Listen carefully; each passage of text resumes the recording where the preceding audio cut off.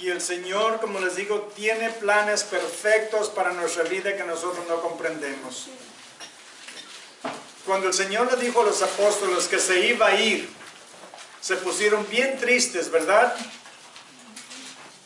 Marcos 14, 51. Se pusieron bien tristes, pero les dijo, pero voy a volver. 3 días después de que murió, resucitó. Y luego pero se fue.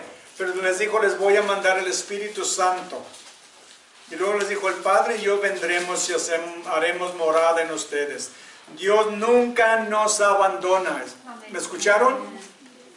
Dios nunca nos abandona porque Dios es fiel a su palabra. Dice, yo no cambio.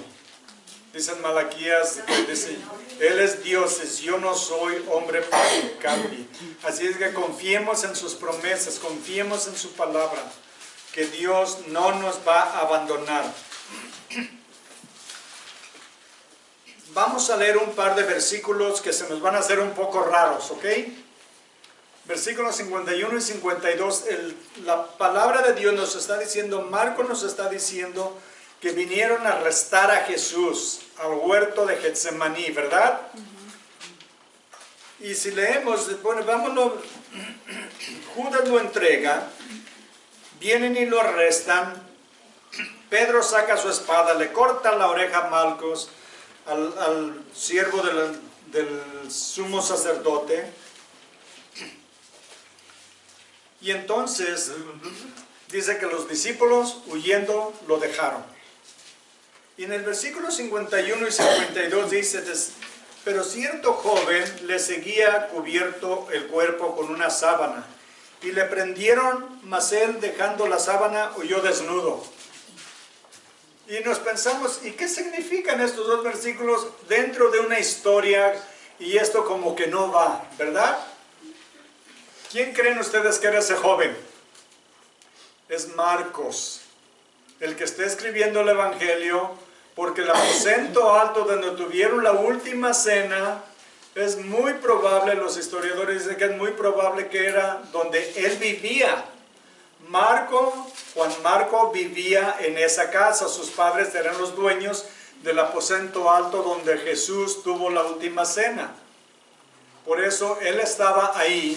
Cuando cuando Jesús les dijo que Judas lo iba a traicionar, que lo iban a arrestar y lo iban a matar, es muy probable que él estaba dentro del cuarto porque él vivía ahí. Vayan conmigo a Hechos 14:14.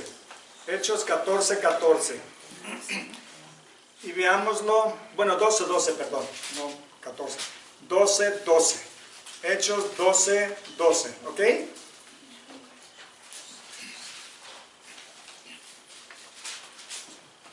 Hechos 12:12 dice, habiendo considerado esto, llegó a casa de María. Es Pedro cuando lo habían arrestado, lo pusieron en la cárcel, que para algunos es su casa, ¿verdad? Yo pasé una noche en esa casa. Tenía 7 años cuando pasé una noche en la cárcel. Pero bueno, luego les cuento esa. Dice, y habían estado orando por él, y un ángel lo despertó y lo sacó de la cárcel. Y llega a la casa, dice, y habiendo considerado esto, llegó a casa de María, la madre de Juan, el que tenía por sobrenombre Marcos, donde muchos estaban unidos orando. En esa casa era como una iglesia en la casa. El aposento alto se convirtió en la iglesia de los primeros discípulos, los primeros cristianos. ¿Recuerdan cuando estábamos allá arriba en nuestra casa? Era nuestra iglesia. Vivíamos en la iglesia. Pero por 2 años nuestra casa fue la iglesia. Pues la iglesia así era. 3 años estuvimos ahí. Ay, caramba, qué rápido se fue el tiempo. 3 años estuvimos en la casa, teníamos iglesia, ¿recuerdan? Los cuartos, nos deshicimos de las camas y todo, y lo convertimos en salones para niños. Y lo que le llaman la sala, lo convertimos en el santuario. O sea, casi todos estuvieron ahí ustedes, ¿verdad? Sí. Y eso es como empezó la iglesia. Y es como va a terminar la iglesia. Porque en el futuro viene gran persecución contra la iglesia. Las iglesias se van a desaparecer y van a tener que irse a lo que le llaman iglesias subterráneas o escondidas, reuniéndose en las casas, en silencio prácticamente, a estudiar la palabra de Dios. Como comenzó, va a terminar. Comenzó perseguida, va a terminar perseguida. Empezó en casas, va a terminar en casas. Como la civilización humana empezó en un jardín, se decidió nuestra salvación en un jardín, en el jardín de Getsemaní, y vamos a terminar de nuevo en lo que Dios empezó, el jardín del Edén. El mundo va a volver a ser como un jardín. Pero este Juan estaba ahí, muy probable en la casa, oyó cuando Judas lo iba a traicionar, y Judas salió y regresó con todos los soldados y toda la turba que venían a arrestar a Jesús. Y nosotros siempre pensamos que fue al jardín de Getsemaní, ¿verdad? Pero es muy probable que Judas haya venido a la casa donde estaba todavía Jesús celebrando la última cena, y cuando no lo encontraron se fueron a buscarlo al jardín porque sabían que iba a orar ahí. Y probablemente ahí iba a pasar la noche. Jesús sabía que iban a venir a arrestarlo, y es muy probable que este joven se puso una sábana en la carrera y se fue al jardín, tal vez avisarle a Jesús que iban a venir a arrestarlo. Y él estaba, cuando llega ahí, ya llegaron los soldados y todo, y él viene envuelto en su sábana. Era probablemente un muchacho jovencito como oían, unos 15 años, pero nomás trae una sábana. Y le jalan la sábana y lo dejan sin sábana, lo dejaron sin pañales, y sale corriendo. Pero este joven lo vamos a ver más adelante. Vayan conmigo ahora a Hechos 15:27. Hechos 15:27.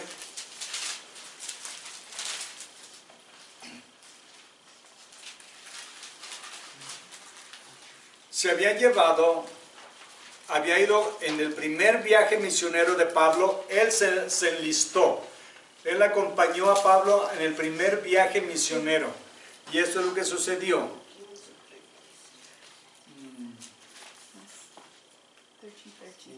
O 13:13, sí, perdón, 13:13.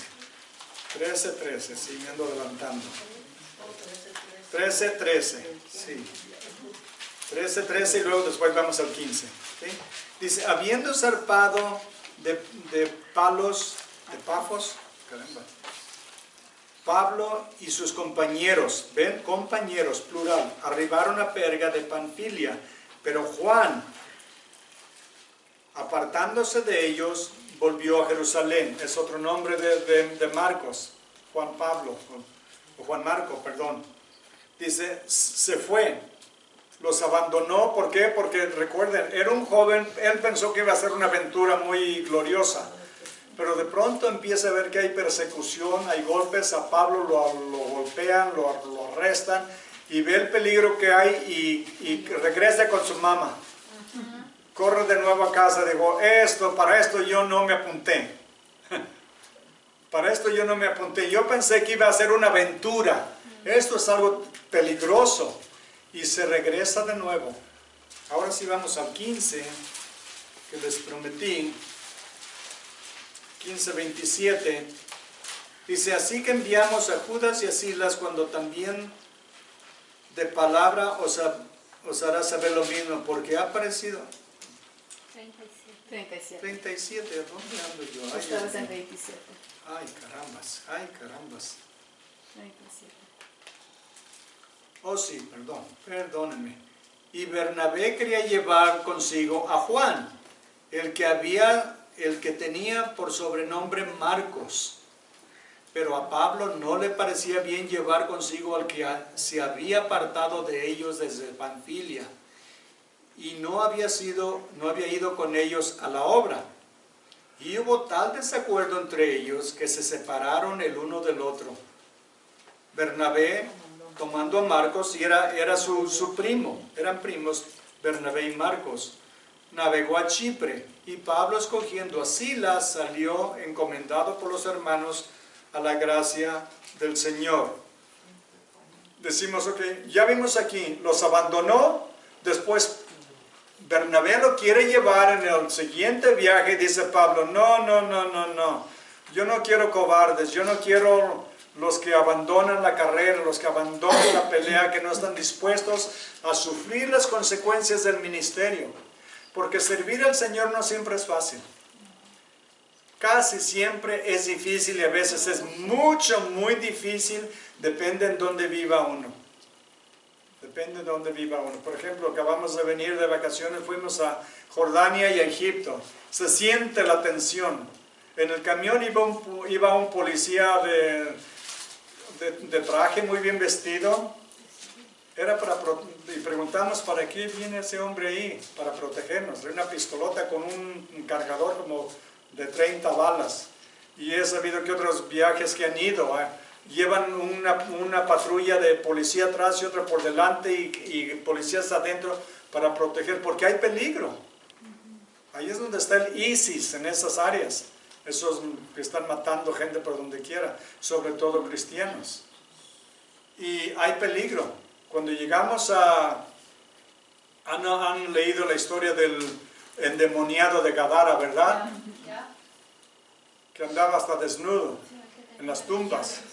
Cuando llegamos al Golfo de Aqaba, que es en Jordania, nos dijeron, tienen que estar aquí a la banqueta con todas sus maletas, el camión viene. Estábamos todos ahí con nuestras maletas y viene un hombre vestido en su vestuario, con unas bolsas, y de pronto se bajó toda la ropa, se quedó, como decimos, desnudo, y empezó a gritar y a hacer no sé qué tantas cosas y groserías nos diría. Lo bueno es que no entendíamos. Entonces yo lo puse el endemoniado de Aqaba, porque solo alguien endemoniado actúa así. Pero, ¿y eso qué? Porque vio que éramos extranjeros. Nos odian allá en el Medio Oriente a los cristianos, porque nos sometemos a su religión. Y los cristianos que viven en esas áreas están bajo peligro de muerte todos los días. Algo que debemos nosotros de apreciar y orar por ellos. Porque en otros lugares cuesta ser cristiano. Cuesta mucho. ¿Qué estaríamos nosotros dispuestos a hacer por Cristo? Si tuviéramos nuestro trabajo, ¿verdad? Y nos dicen, y por ejemplo ustedes tienen su Biblia, les gusta leer su Biblia a la hora de su lonche, a la hora del almuerzo, y alguien viene, el patrón, y dice, no quiero verte leyendo tu Biblia, me molesta, me ofende. ¿Qué harían ustedes? No, está bien, está bien. O no quiero que ores antes de comer tus alimentos, porque también me molesta. ¿Dejaríamos de hacer eso? O diríamos, lo siento mucho, pero la Constitución de Estados Unidos me da el derecho de libre religión. Y yo tengo el derecho, dice, pues es tu derecho, pero yo tengo el derecho de correrte también. ¿Estaríamos dispuestos a perder nuestro trabajo? O diríamos, no, está bien, para no, como decimos, no revolver las aguas, me voy a someter. Y entonces ya no voy a enseñarle a nadie que soy cristiano. Voy a ser un cristiano a escondidas, comprometido, incógnito, ¿verdad? O vamos a decir, no, esta es mi creencia, yo amo a Cristo, yo sirvo a Cristo y me cueste lo que me cueste, lo voy a seguir. Eso lo enfrentan muchos todos los días. Eso es lo que enfrentó Juan Marco, y por eso corrió. Y diríamos, pues qué cobarde, ¿verdad? Pero ¿saben qué? No terminó la carrera ahí. Vayan conmigo ahora a 2 de Timoteo 4:11. Y los espero que lleguen ahí. 2 de Timoteo 4:11. Y quiero que vean, ¿por qué los llevo a ver estos versículos? Para conocer bien a Juan Marcos, qué es lo que hizo. Hubo un cambio en su vida, hermanos. Hubo un cambio radical en su vida, porque ahora Pablo, cuando está encarcelado, es la segunda vez que está encarcelado. De esta cárcel no va a salir sino al degolladero, donde le van a cortar la cabeza. Él sabe que va a morir. está en sus últimos días y esto es lo que pide, esto es lo que dice y pide. Solo Lucas está conmigo. El doctor Lucas, que escribió el Evangelio de Lucas y la carta de los Hechos, o el libro de los Hechos. Lucas era un doctor que acompañó a Pablo. Él no era judío, es el único evangelio escrito por un no judío, era griego, pero él acompañó a Pablo en todos sus viajes y estaba con él hasta el final. Y dice, solo Lucas está conmigo, toma Marcos y tráele contigo porque me es útil para el ministerio. ¿Saben lo que yo veo aquí? La gracia de Dios. Y veo el cambio que hubo en el corazón de Marcos. Porque cuando estaba joven, sí, tuvo miedo, pero después, como José de Arimatea y como Nicodemos, fueron ante el gobernador y pidieron el cuerpo de Jesús al enemigo de los judíos, porque los judíos, los líderes religiosos consideraban a Jesús un impostor, un enemigo, y ellos al identificarse con él podían perder su posición en el concilio, en el Sanedrín, y fueron y pidieron el cuerpo de Jesús sin avergonzarse de Jesús. Ahora se estaban identificando con él como sus seguidores. Ahora Marcos está sirviendo al Señor y Pablo dice, tráelo conmigo porque me es útil para el ministerio. ¿Por qué? Porque ahora volvió a la batalla. Amén. Y eso es a lo que nosotros somos llamados, hermanos. No digo que todo... ¿Cuántos de ustedes, díganme, han tenido una vida firme desde que vinieron a Cristo? Han caminado hacia adelante y de su vida. O han estado como en un... ¿Cómo le llaman? Un roller coaster, un sub y baja, como un yoyo o como una... ¿Cómo? Una montaña rusa. Ya se me está olvidando el Spanish. Se me está olvidando el español. Una montaña sube y baja, ¿verdad? ¿A poco no hemos vivido una vida cristiana así? Algunos de nosotros. O todos nosotros. Yo me incluyo, por supuesto. Todos hemos llevado una vida de sube y baja, ¿verdad? Entonces no acusemos a Marcos.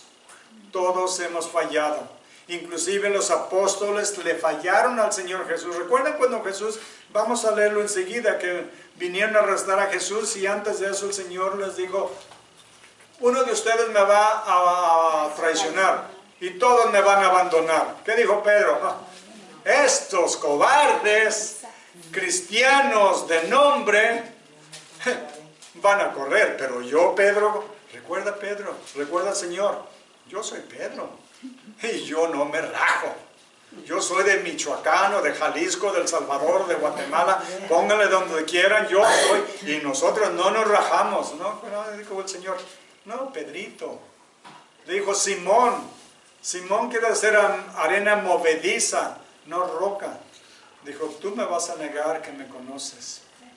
Me vas a negar 3 veces antes que el gallo cante 2 veces. No, moriría contigo, Señor. Yo voy hasta la muerte contigo. ¿Verdad? A veces ahí sí hablamos, pero no cumplimos. Bueno, ahora sí vamos de regreso, vamos a continuar en el versículo 53. Ya conocimos a Marcos.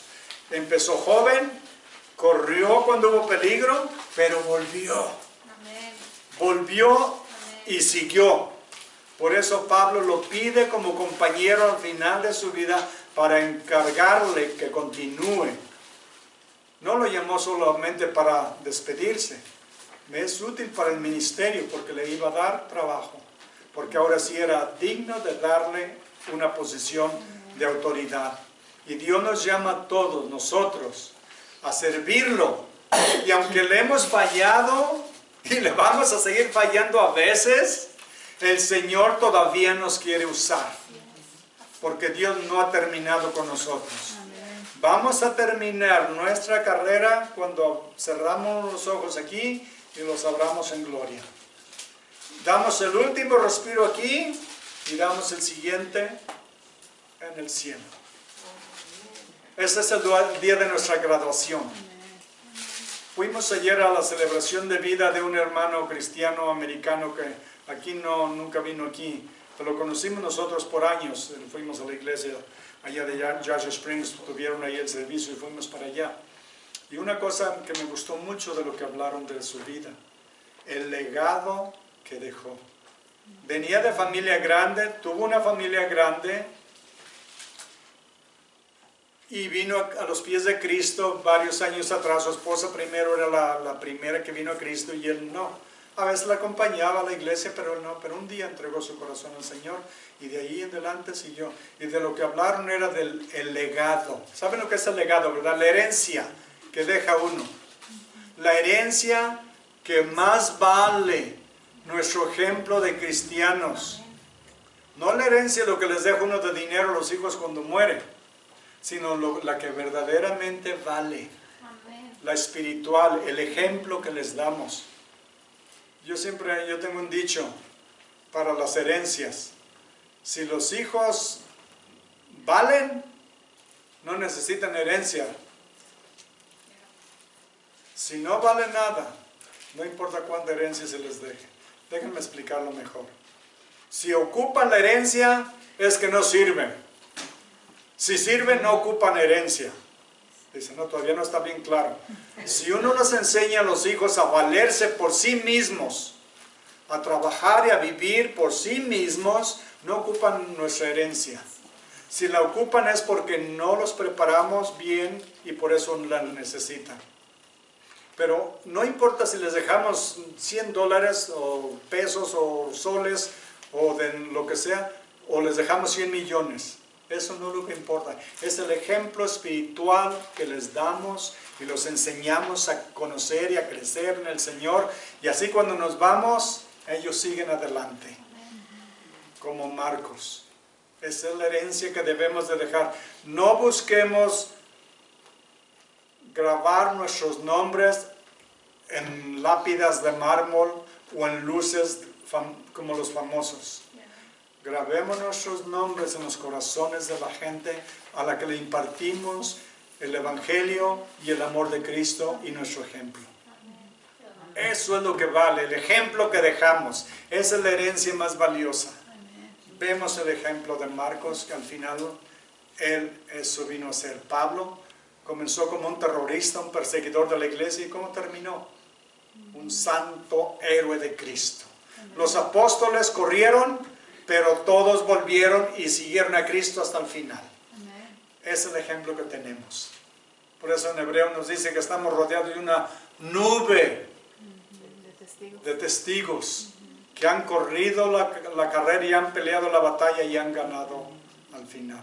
Eso es lo que cuenta. Vamos ahora a ver la victoria de nuestro Señor Jesús. Y diríamos, victoria, ¿cómo es que si fue a la cruz fue victoria? Esa es la victoria más grande. Versículo 53. Trajeron pues a Jesús al sumo sacerdote y reunieron a todos los principales sacerdotes y los ancianos y los escribas. Y Pedro le siguió de lejos hasta dentro del patio del sumo sacerdote y estaba sentado con los alguaciles calentándose el fuego. Déjenme explicar un poco primero. Cuando trajeron a Jesús, Jesús tuvo que ir a través de tres juicios de los judíos y 3 juicios del gobierno.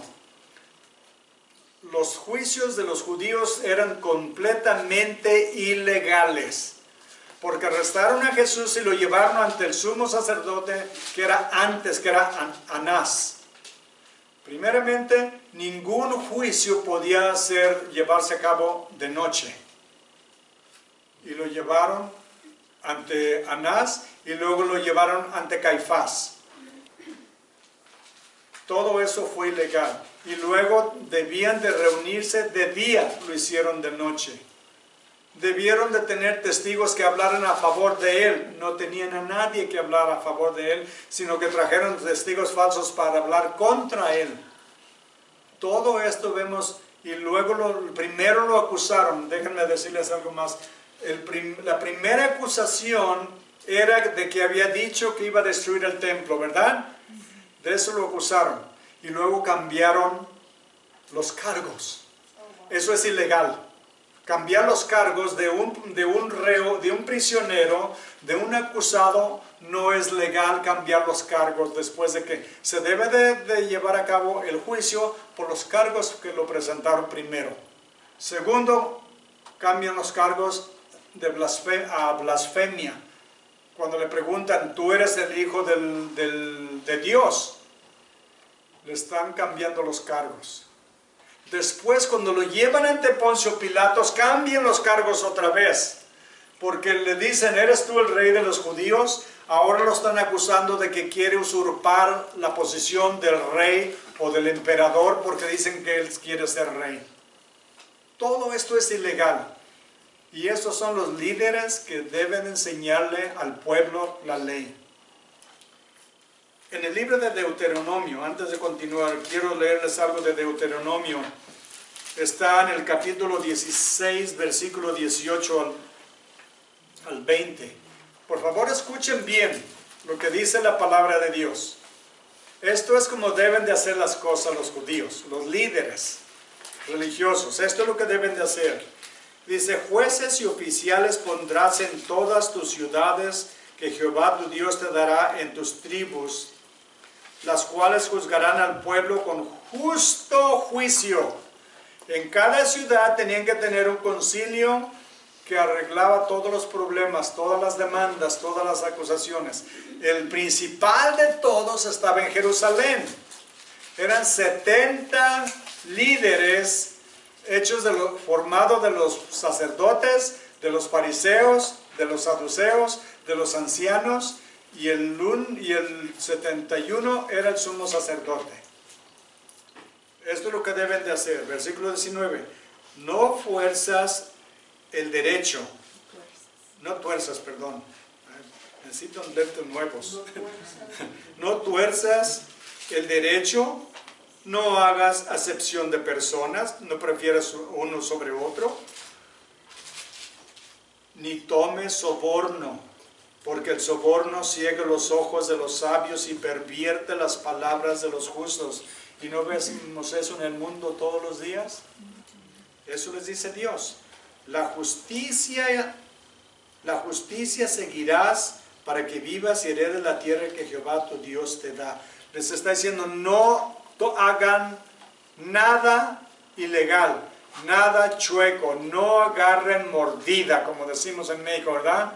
No recibas mordida porque eso te va a pervertir. ¿Qué están haciendo los judíos? Están haciendo todo lo que la ley decía que no debían de hacer. Y saben que los escribas, los fariseos se pasaban la vida estudiando las escrituras, pero era tanto el odio que tenían con Jesús que estaban dispuestos a romper todas sus propias leyes por odio a Jesús. ¿Y por qué tenían odio de Jesús?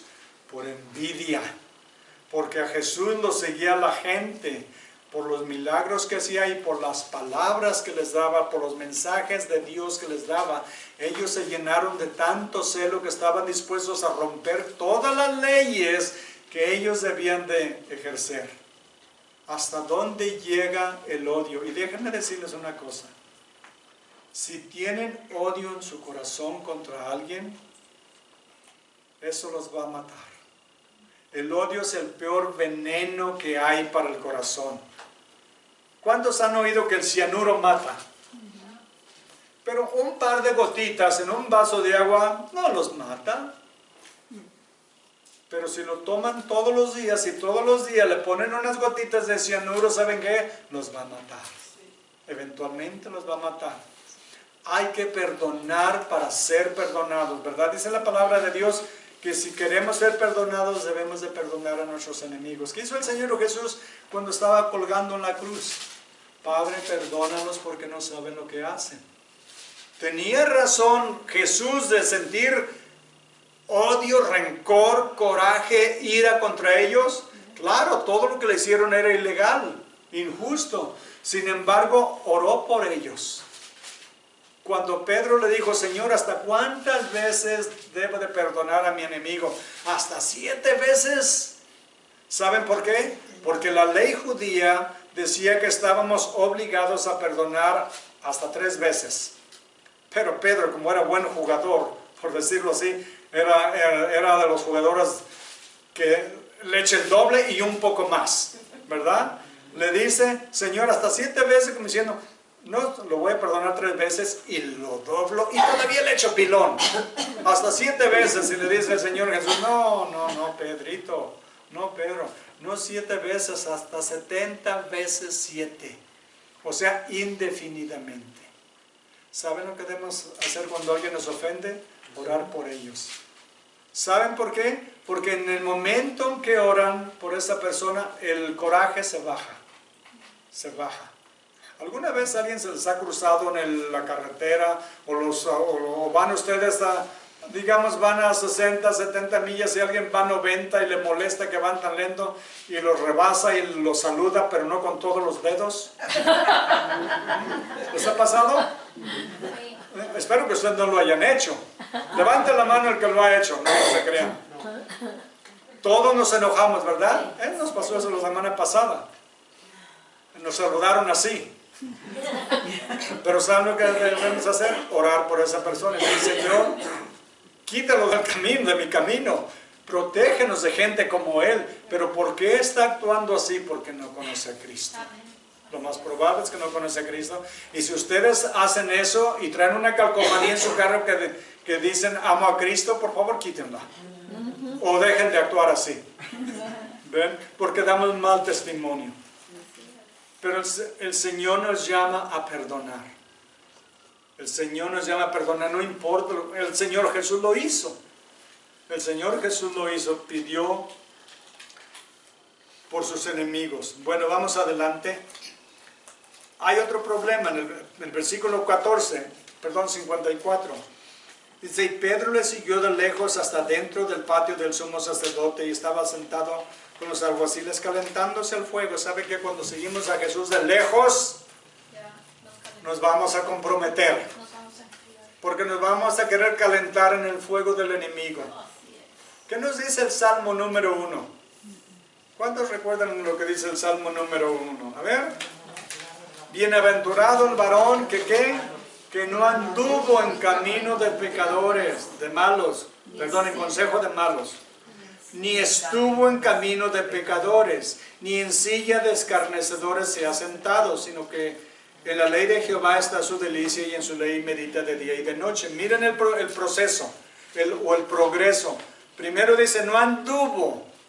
¿Qué dicen? El que anda con malas compañías, el que anda entre lobos, aullar se enseña.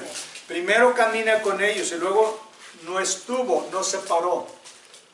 No se paró a hablar con ellos. Y luego la tercera, ni se ha sentado. ¿Ven el progreso? Primero camina con ellos, luego se para a hablar con ellos y luego se sienta con ellos. ¿Recuerdan lo que le pasó a Lot cuando se separó de Abraham? Vio las llanuras, las planicies de Sodoma y de Gomorra y le dijo, Abraham dijo, escoge para dónde te quieres ir y yo me voy para el otro lado. Ya está bien verde para todos mis ganados, todo el pasto. Dice, puso su tienda de campaña cerca de Sodoma. Y luego después ya estaba en Sodoma. Y la tercera dice, era de los líderes en Sodoma. ¿Y cómo terminó su historia? Mal, ¿verdad? Eso es lo que sucede cuando nos comprometemos. Y por eso Pedro lo negó. Porque no había estado orando en el huerto y porque estaba siguiendo a Jesús de lejos. Y por eso no pudo mantenerse. Después fue crucificado. Después no negó a Jesús. Después cuando lo llevaron ante el concilio, después de Pentecostés que recibieron el Espíritu Santo, Pedro y Juan los arrestaron porque sanaron al paralítico y llevan a Pedro a regañarlo y a amenazarlo ante el concilio. Y Pedro actúa como Pablo. Valiente, guerrero, dice, ustedes con manos inicuas mataron al Hijo de Dios. Dijo, y en ningún otro hay salvación porque no hay otro nombre bajo el cielo dado a los hombres por el cual podamos ser salvos. Después tuvo el valor de confrontar a todos, no solamente a la que vamos a ver, a una muchachita que lo anduvo persiguiendo. Después contra todos se puso de pie. Eso es cuando estamos en Cristo, caminando con Cristo y llevando una vida de oración. Solamente así podemos tener las fuerzas y el valor de mantenernos firmes en nuestra carrera. Voy a continuar rápido, dice 55. Los principales sacerdotes y todo el concilio buscaban testimonio contra Jesús para entregarle a la muerte, pero no lo hallaban, porque muchos decían falso testimonio contra él, mas sus testimonios no concordaban. Y saben que la ley judía, cuando alguien iba a ser acusado, tenían que venir los testigos que lo acusaban a estar ahí y confrontarlo. Y los separaban y los interrogaban a cada testigo, y el testimonio de todos tenía que estar de acuerdo como uno. Aquí no concordaban los testigos porque eran falsos. ¿Ven? ¿Cuál es el noveno mandamiento? No mentirás. No, Falso. no. Bueno, vamos a ver. A ver, ya que estamos tan estudiosos, vamos. Dice que no hay que dar falso testimonio, ¿verdad? Éxodo 20,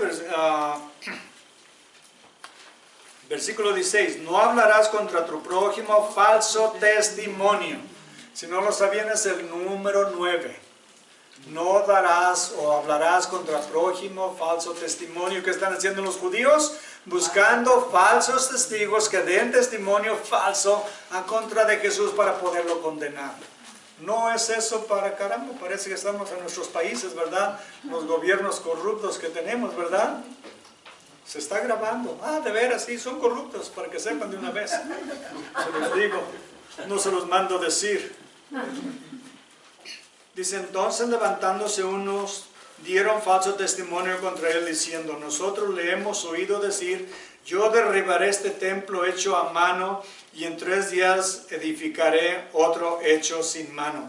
Están torciendo completamente las Escrituras, porque lo que Jesús dijo está en Juan 2:19, y se los leo. Respondió Jesús y les dijo, destruir este templo y en 3 días lo levantaré. Estaba hablando de su cuerpo, que en 3 días lo iba a resucitar. Ellos tuercen todo. Lo habían oído, pero no se acordaban y lo torcieron. Falso testimonio. Pero ni aún así concordaban el testimonio. Entonces el sumo sacerdote, levantándose en medio, preguntó a Jesús, diciendo, ¿no respondes nada? ¿Qué testifican esos contra ti? ¿Saben que eso es otra violación de la ley? ¿Saben lo que quiere decir eso? Es incriminarse a sí mismo ante el juez o ante la corte. No tenían derecho, no tiene derecho el acusado de acusarse a sí mismo. Los testigos tienen que acusarlo, porque él puede cometer el error de caer en el error e incriminarse a sí mismo y ser encontrado culpable. Era una violación. Todo esto están haciendo. Entonces el sumo sacerdote, levantándose en medio, le preguntó a Jesús diciendo, ¿no respondes nada? ¿Qué testifican esos contra ti? Mas él callaba y nada respondía. El sumo sacerdote le volvió a preguntar y le dijo, ¿eres tú el Cristo, el Hijo del bendito? Y en otro evangelio dice que lo puso bajo juramento. Cuando alguien era puesto bajo juramento, tenía que hablar y contestar la pregunta. ¿Han estado alguna vez ustedes en la corte? ¿Han ido ante el juez, ante el jurado y decir, prometo decir la verdad y solamente la verdad y nada más que la verdad y que Dios me ayude? Eso es lo que significa. Prometo bajo juramento decir la verdad. Cuando pone a Jesús bajo juramento en el nombre de Dios, Jesús tiene que contestar. Y Jesús le contesta. Y Jesús le dijo, yo soy. ¿Eres tú el Cristo, el Hijo del bendito, el Hijo de Dios? Y Jesús en este momento pudo salvarse y condenarse a sí mismo con su respuesta. ¿Saben lo que hizo? Se condenó. Se condenó a sí mismo porque le dijo, yo soy. Yo soy el Hijo de Dios. Porque si diga lo contrario, Jesús hubiera mentido. Porque era el Hijo de Dios. Y Jesús no va a mentir. Ven el valor de Jesús ante el concilio. La respuesta que dé lo va a condenar y él con su respuesta se condena a sí mismo. Dijo, yo soy. Yo soy el Hijo del bendito, yo soy el Hijo de Dios. Dice, y no solamente eso, miren lo que les dice enseguida. Me voy a alargar un poco, pero no se preocupen, es día de ayuno, ¿ok? Dice, yo soy, y veréis al Hijo del Hombre sentado a la diestra del poder de Dios y viniendo en las nubes del cielo. Como si no fuera suficiente lo que dijo, yo soy el Hijo de Dios, todavía les dice, y me verán cuando vengan las nubes con todo el poder. Amén. Porque lo que acabo de decir, que yo soy Dios. Soy el Hijo de Dios y déjenme decirles cómo voy a regresar. Con todo poder en las nubes. Y voy a estar sentado, y lo verán, me verán sentado a la diestra de Dios. ¿Saben lo que significa? Ustedes me van a ver, pero no van a estar poder estar ahí conmigo. ¿Recuerdan la historia de Lázaro y el hombre rico? Que le dijo a Abraham, Padre Abraham, deja que Lázaro vaya y le diga a mis hermanos que hay infierno. Y que le dijo a Abraham, dijo no, dijo ya tienen a los profetas, si no los escuchan a ellos, no van a escuchar a uno que vaya de la muerte.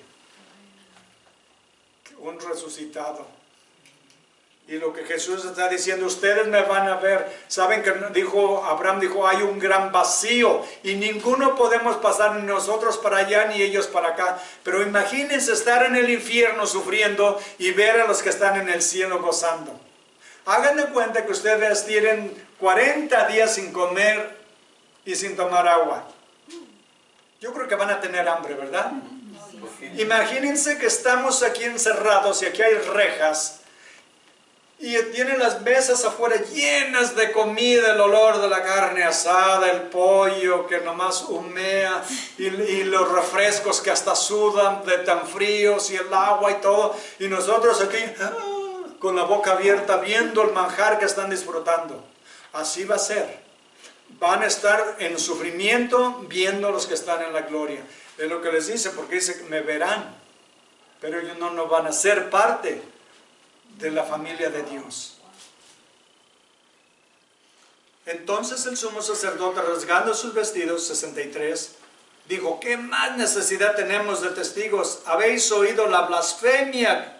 ¿Qué les parece? Y todos ellos le condenaron, declarándole ser digno de muerte. ¿Ven la acusación? Esta acusación, blasfemia, era digno de muerte el que blasfemaba contra Dios. Pero escúchenme esto, por favor. La pena capital por la blasfemia era que debía de ser matado a pedradas. La Biblia lo establece así. Pero ellos no tienen el poder de matarlo porque es el poder solo de los romanos. Pero Jesús no podía morir apedreado. Porque en el Salmo 22 dice, horadaron mis pies y mis manos. En Isaías 53 habla claramente de la crucifixión. Jesús tenía que ser crucificado.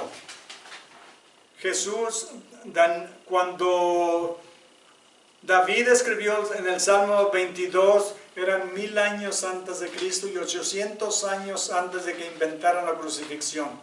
Cristo tenía que ser crucificado. Entonces, por la blasfemia no lo pueden matar.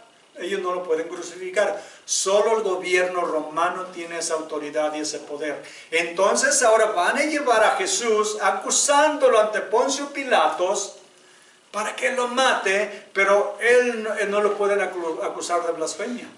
Él dijo, esas son cosas de su religión. Pero dijeron, pero él dijo que él era rey. Rey. Eso es una traición al gobierno romano, porque quiere usurpar el poder del rey romano, del emperador. Por eso sí es digno de muerte, porque eso es traición. La traición era digno de muerte.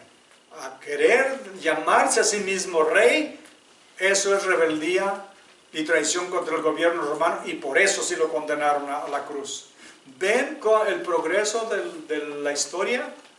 Primero acusándolo de que dijo que iba a destruir el templo, y luego que era el Hijo de Dios, es blasfemia, pero no lo podían matar, crucificar por eso, pero por traición sí. Y eso es lo que sucedió. Vamos a terminar. algunos, 65, algunos comenzaron a escupirle y a cubrirle el rostro y a darle de puñetazos y decirle, profetiza. Esto en el versículo 65 de Marcos 14. Algunos comenzaron a escupirle y a cubrirle el rostro y darle de puñetazos. Y me pregunto, ¿por qué? ¿Qué ha hecho? Pero es lo que hacen. Y decirle, profetiza. En otro dice, profetiza, ¿quién te pegó? Y los alguaciles le daban de bofetadas. Estando Pedro abajo en el patio, vino una de las criadas del sumo sacerdote, y cuando vio a Pedro, que se calentaba, mirándole dijo, tú también estabas con Jesús el Nazareno. Mas él negó, diciendo, no le conozco ni sé lo que dices. Primera, y salió de la entrada y cantó el gallo. Aquí en otros evangelios nos explica más detalladamente que el gallo cantó 2 veces. Él lo escuchó y todavía lo negó después de que lo oyó. Y a la tercera, dice, cantó el gallo, y en eso iban sacando a Jesús, dice, y sus ojos se cruzaron. Pedro vio los ojos de Jesús y Jesús vio los ojos de Pedro, y Pedro se acordó de lo que le dijo Jesús y salió y lloró amargamente porque lo había negado. Y salió, perdón, dice, pero él le negó otra vez, y poco después los que estaban allí dijeron otra vez a Pedro, verdaderamente tú eres de ellos, porque eres Galileo, y tu manera de hablar es semejante a la de ellos. Tenía acento de Galileo. Entonces él comenzó a maldecir y a jurar, no conozco a ese hombre de quien hablas. Podemos inferir cómo habló, no lo conozco. Y empezó, dice, ¿qué es lo que hizo? A maldecir y a jurar que no lo conocía. Palabras que tal vez hacía mucho tiempo que ya no usaba. 72. Y el gallo cantó la segunda vez. Entonces Pedro se acordó de las palabras que Jesús le había dicho. Antes que el gallo cante 2 veces, me negarás 3 veces. Y pensando en esto, lloraba. Y miremos la diferencia, ya para terminar. Vemos que dice que cuando arrestaron a Jesús, Judas sintió remordimiento. ¿Me escucharon? Judas sintió remordimiento. Pedro se arrepintió. La diferencia entre estas palabras es, como les diría, entre la vida y la muerte. Lo que Judas sintió, remordimiento, no era arrepentimiento digno de perdón. Otra vez les doy el mismo ejemplo que creo que se los he dado. Si uno va manejando exceso de velocidad o para la policía, le da una infracción, vamos a sentir remordimiento por lo que nos va a costar, ¿verdad? Pero saben que no nos arrepentimos. ¿Saben por qué? Porque lo volvemos a hacer. ¿Alguna vez lo han hecho? Les han dado un ticket, una infracción, pero vuelven a hacer lo que hicieron otra vez. Eso es remordimiento. Arrepentimiento es no volverlo a hacer jamás. Y Pedro lo que hizo, arrepentimiento, se arrepintió y lloró amargamente. Por eso Jesús después lo restableció, preguntándole, Pedro, ¿me amas? ¿Verdad? Esa es la diferencia. Pero se dan cuenta que después de que lo negó, el Señor lo buscó. Pedro lo negó 3 veces. El Señor le preguntó 3 veces, Pedro, ¿me amas? Pedro le dijo, sí, tú sabes que te estimo. Segunda vez, Pedro, ¿me amas? El amor ágape, profundo, completo, absoluto. Y Pedro le decía, pues me caes muy bien, te estimo mucho. Y la tercera vez el Señor le pregunta a Pedro, ¿me estimas? Y Pedro dice, se sintió muy mal. Y dijo, Señor, tú sabes todo. Tú sabes que sí, ¿verdad? Que sí te estimo. Porque no tenía el amor, pero después que vino el Espíritu Santo, se convirtieron en los tremendos leones que nadie podía asustar. Entonces sí dio su vida. Entonces sí tenía el amor por el cual le preguntaba a Jesús. Después lo demostró que sí, dando su vida por él. A eso nos llama el Señor Jesús a todos nosotros. ¿Me amas? Con un amor absoluto que estás dispuesto a darlo todo, o nomás te caigo bien. No, seamos como Pablo. Para mí el vivir es Cristo y el morir es ganancia. Todo lo puedo en Cristo que me fortalece. Amén. Démosle las gracias y la honra al Señor. Señor bendito, usted conoce cada corazón. Ahorita en este momento estamos ante usted como libros abiertos. Usted puede ver cada palabra, cada letra, cada acento, cada punto, todo de nuestras vidas. Así es de que no vamos a esconder nada. Señor, le pedimos que nos perdone nuestros pecados, nuestra vacilación, nuestra tibieza, que a veces lo seguimos de lejos, Señor, y por eso nos comprometemos con el enemigo, porque no estamos cerca de usted. No pasamos tiempo a sus pies como María, escuchando cada palabra, no estamos en oración, no estamos en comunión con usted, por eso fallamos y lo negamos. Si no lo negamos con nuestra boca, lo negamos con nuestros hechos. Perdónenos, Señor. Y denos ese corazón fiel y firme de caminar con usted todos los días de nuestra vida. Que no importa lo que nos amenacen o nos acusen, que no nos echemos para atrás. Que como dice ese canto, he decidido seguir a Cristo, no vuelvo atrás. El mundo atrás, la cruz por delante, no vuelvo atrás, al mundo de antes. Señor, yo pido mi oración es que todos mis hermanos y hermanas que están aquí en este día hagan ese propósito en sus corazones de seguirlo desde ahora y para siempre, como Marcos, Señor, que después se arrepintió de haber abandonado la carrera, pero se entregó. Como Pablo que dijo, he terminado la carrera y he peleado la buena batalla. Y ahora me espera la corona de justicia que el buen juez me dará. Que seamos así, Señor, todos los días, pero que aun cuando caigamos, nos levantemos y sigamos adelante. Yo pido, Señor, su bendición sobre cada uno de mis hermanos y hermanas que están aquí y por los que no han podido estar. Señor, que nos dé fuerzas, que nos dé valor para seguir adelante. Solo pido todo y se lo agradezco en el santo y bendito nombre de Jesús, nuestro Redentor y Salvador. Amén. Amén. Dios los bendiga, hermanos. Dios los bendiga.